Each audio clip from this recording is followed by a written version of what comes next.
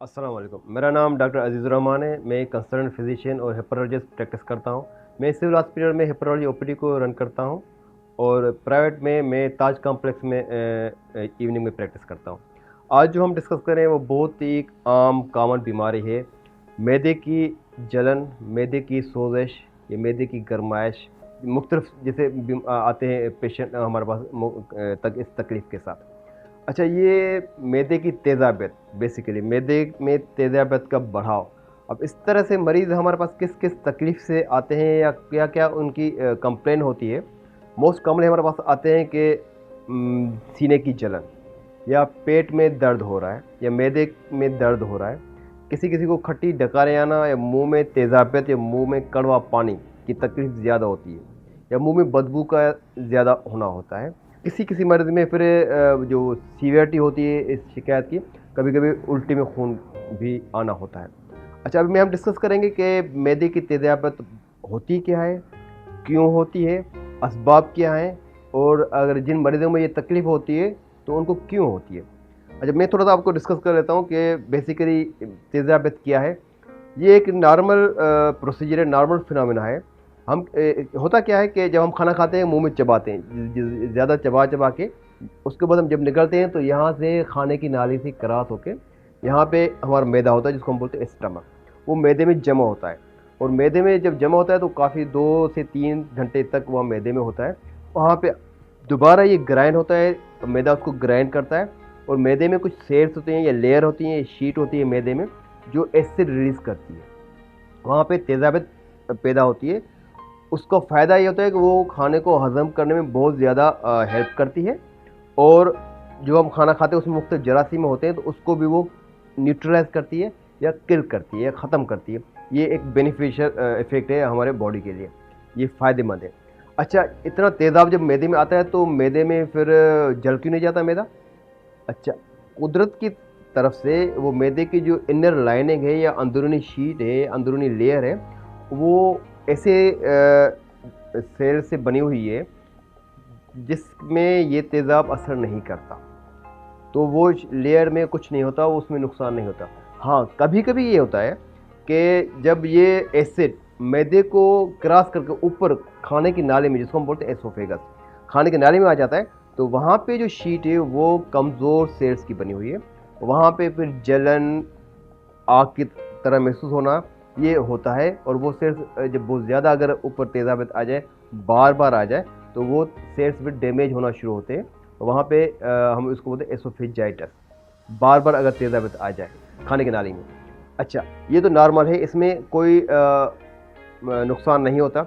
अच्छा, अब मरीज़ों में ये फीलिंग क्यों होती है, मरीज़ों में ये तकलीफ़ क्यों होती है? मुख्तलिफ़ उसकी वजूहात हैं। अच्छा, कुछ मरीज़ जो हैं बहुत ज़्यादा मोटापा जिनमें हो, बहुत ज़्यादा खाना खाने जिनको बहुत ज़्यादा शौक होता है, पेट भरने के बाद भी खाने को दिल करता है, बहुत ज़्यादा जब खा लेते हैं, मोस्टली जैसे हम शादी में जाते हैं, वहाँ पे खाना ज़्यादा खाते हैं। अच्छा, कुछ जो तेज़ाबियत जो तेज़ मसालों वाली चीज़ें ज़्यादा खा लेते हैं, तो उसमें भी फिर ये शिकायत ज़्यादा होती है। कुछ मरीज़ क्या होते हैं कि रात को अक्सर पूरे दिन में कम खाते हैं, रात को फ़ारिग होके पूरा पेट भर के खाते हैं। जब रात को ज़्यादा खाने के बाद जब जल्दी सो जाते हैं, उनमें भी फिर ये तेज़ाबियत की शिकायत ज़्यादा होती है। वो एसिड जो है वो तेज़ाब फिर खाने की नाली में आ जाता है, तो फिर ये जलन और ये तेज़ाबियत की कैफ़ियत उनको, ये तकलीफ़ उनको भी होती है ज़्यादा। अच्छा, अभी इन शिकायत के लिए हम क्या करें? मोस्टली पेशेंट जो आते हैं कि काफ़ी अरसे से हमें ये शिकायत है, अब हमें करना क्या है? सबसे बेस्ट जो इलाज है वो है आपकी लाइफ़स्टाइल चेंज। अपनी आदत को चेंज करें, अपनी ज़िंदगी की तरतीब चेंज करें, उसके बाद डॉक्टर के पास आप जाएँ। अब क्या-क्या तब्दीली आनी होती है? जैसे मैंने कहा, आपका अगर बहुत ज़्यादा वज़न है, उसको कम करें, वॉक करें, बहुत अच्छा है। खाना कम खाएँ, जैसे हमारी सुन्नत भी है कि पेट भर के खाना ना खाएँ। थोड़ा-सा स्पेस छोड़ें अपने मैदे में, थोड़ा कम खाएँ। भले आप दिन में 3 से 4 दफ़ा खाएँ, लेकिन कम-कम खाएँ। अच्छा, कपड़े टाइट नहीं पहने। टाइट कपड़े पहनने से क्या होता है, आपका जो सारा प्रेशर पेट पे आता है, तो वो पेट का प्रेशर मैदे में आता है, मैदा पुश होता है ऊपर, तो वहाँ पे फिर ये जो तेज़ाबियत है ये अगेन खाने की नली में आ जाए, तो वो तेज़ाबियत की कैफ़ियत होती है। अच्छा, रात को स्पेशली जब आप सोते हैं, तो कम से कम 2 से 3 घंटे का वक़्फ़ा रखें रात का खाना और सोने के बीच में। क्योंकि इस खाने को हज़म होने में कम से कम 3 घंटे या 3.5 घंटे लगते हैं। तो अगर जल्दी सो जाएँगे तो वही होगा कि पेट पूरा, मैदा पूरा भरा होगा और तेज़ाबत ऊपर जो है खाने की नली में आप चली जाती है। अच्छा, अब इसमें ये होता है कि जब आपको मतलब तेज़ाबत ज़्यादा है, ठीक है? तो उसमें एहतियात या ये करें कि जब रात को आप सोते हैं तो कम से कम सर के नीचे मोटा तकिया रखें या सर का सराहना थोड़ा ऊपर करके रखें। कम से कम जैसे 30 डिग्री हम कहते हैं कि बिल्कुल सीधा नहीं सोए, और जो तकिया है वो गर्दन के नीचे नहीं, ये पूरी अपने चेस्ट के या सीने के पीछे लगाएँ। तो उससे क्या होता है कि ये साँस के जो खाने की नली में ज़्यादा तेज़ाबत नहीं जाएगी और ये आपको कंप्लेन नहीं होगी। अच्छा, अभी ये सब चीज़ें करने के बाद भी अगर शिकायत रहती है तो इसमें कुछ जैसे मरीज़ मेरे पास आते हैं कि डॉक्टर साहब कोई इन्फेक्शन तो नहीं हो गया, कोई मैदे का कोई इन्फेक्शन तो नहीं है? बहुत कम चांस होते हैं। ज़्यादातर ये आपके लाइफ़स्टाइल में या आपकी आदत की वजह से ज़्यादा होता है। अच्छा, उसके बाद कुछ मरीज़ों में ये भी होता है कि इन्फेक्शन जिसको हम बोलते हैं एच पायलोराई, एक जरासीम है जो मैदे में होता है। अब वो जब ज़्यादा एक्टिव हो जाए तो वो फिर आपके मैदे की लाइनिंग को थोड़ा-सा डैमेज करता है, जिसको हम बोलते हैं अल्सर, गैस्ट्रिक अल्सर। उस वजह से ये चीज़ हो सकती है, ठीक है? अब उसके भी कुछ टेस्ट हैं जिसकी वजह से उसकी तशख़ीस हो जाती है। जब 1-2 तशख़ीस होती है उसका फिर हम कोर्स होता है 2 हफ़्ते का, कि जिसमें फिर उसका हम इलाज करते हैं। अच्छा, अभी कुछ मरीज़ों में ये होता है कि उसका जो ये खाने की नाली के निचला हिस्सा है, थोड़ा-सा लूज़ होता है, उसकी मसल थोड़ी-सी लूज़ होती है, जिसको बोलते हैं लोअर एसोफेजियल स्फिंक्टर। उसमें क्या होता है कि जब वो लूज़ होता है तो तेज़ाबियत ऊपर आने के चांसेस ज़्यादा होते हैं। उनमें भी वही है कि आप अपना वज़न कम करें, खाना पेट भर के नहीं खाएँ, खाने के बीच में पानी कम से कम पिएँ।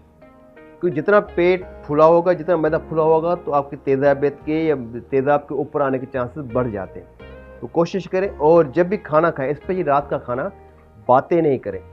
खाने के दौरान जब बातें करेंगे तो आपके एयर, हवा जब मैदे में चली जाती है तो वो भी फिर आपके मैदे को फूला देती है और ये लोअर एसोफेजियल स्फिंक्टर इसको भी थोड़ा लूज़ कर देती है।